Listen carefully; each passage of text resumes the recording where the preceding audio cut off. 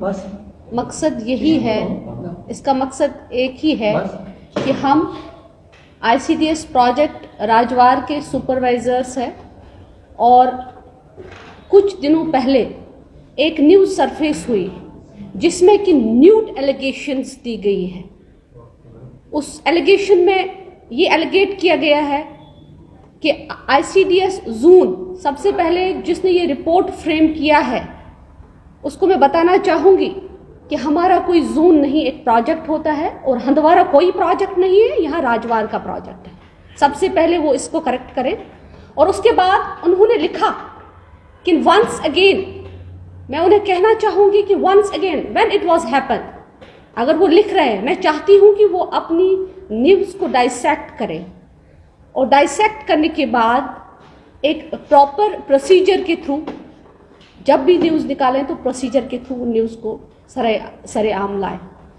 तो हम आपकी ऑन रिकॉर्ड कहना चाहते हैं कि ICDS प्रोजेक्ट राजवार के ऊपर जो एलिगेशन लगाई गई है, अगर आप देखेंगे कि जर्नलिज्म के एथिक्स में ये कहीं नहीं लिखा है कि आप without attributions and without you can go with the direct quotes. I have a question to this person who has surfaced this news. We respect them, we respect you all because you are third of our society. मगर मैं उन्हें ये कहना चाहूँगी, मैं उनका नाम नहीं लेना चाहूँगी, मगर हम ये चाहेंगे कि उन्हें हक बनता है कि वो हमसे गवर्नमेंट काम जो करते हैं, जो मुलाजिम हैं, वो उनसे संज्ञान लें। मगर उस संज्ञान लेने का एक प्रॉपर अप्रोच होता है, वो अप्रोच कहीं पे एडॉप्ट नहीं किया गया है और एक मन गन्नत कहानी बना के हमारी डिफेमेशन को टारगेट किया गया है। मैं चाहूँगी मेरे सारे सुपरवाइजर्स जो है, इवन कि हमारे साथ हमारे जो वहाँ न्यूज़ में ये भी लिखा गया कि locals are demanding, do you know that right now we are having at least 3 tier panchayat.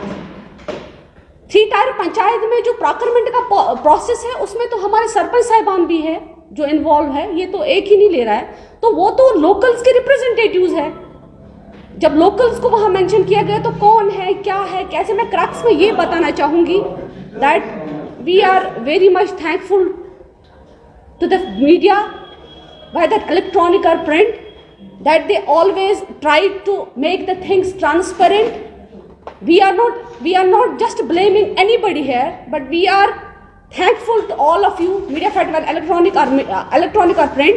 But we have a question to a person who has drafted this news in a way that it is I can say you just write down, it's a nude allegation. It's a nude allegation against we government employees. मैं आपको इसकी हकीकत सामने रखना चाहूँगी, मैं किसी का नाम यहाँ पे नहीं लूँगी, मगर मैं सामने रखना चाहूँगी कि जब से ये प्रोक्योरमेंट पॉलिसी सरेआम आई है तब से हम सुपरवाइजर्स पे डिफरेंट टाइप्स के जो वी कैन से दबाव बनाए गए। जितने भी बिजनेसमैन से भी काम कर रहे हैं, हमें कोई we don't know anything, we never produce or issue our procurement document to any person. It is entirely a firm. We don't know. We are always dealing with the firms. If the person had any personal grudge with a person, that doesn't mean he can malign with I can say it's a malified intention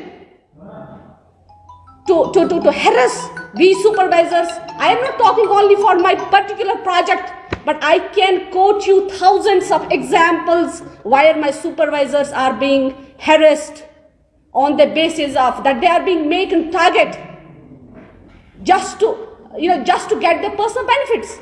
but 2019 से लेके 2023 तक मैं आपको बताना चाहूँगी कि एक example आप कोट कीजिए जहाँ पे मेरे सुपरवाइजर्स ने गलत किया होगा प्रोक्योरमेंट पॉलिसी में।